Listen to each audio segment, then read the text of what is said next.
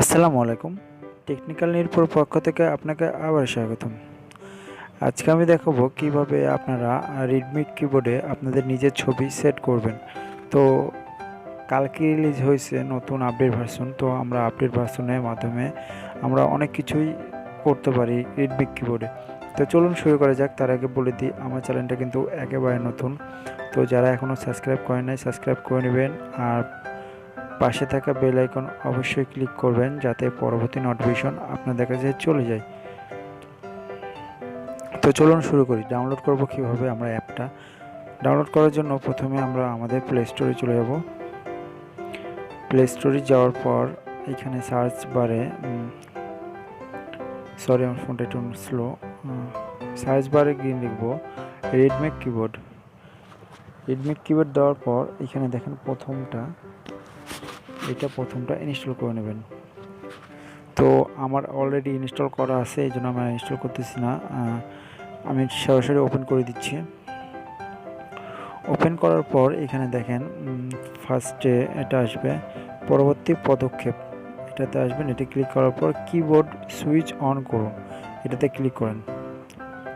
Click করার পর আমরা রিডমিক কিবোর্ডটা ইনস্টল দিয়ে দেবো, সিলেক্ট করে দেবো। সিলেক্ট করার পর শেষ করুন, এটাতে ক্লিক করব।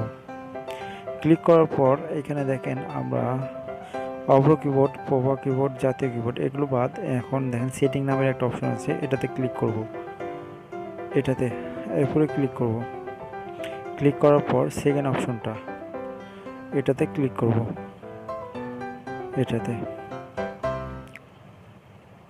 দেন থিমে ক্লিক করব।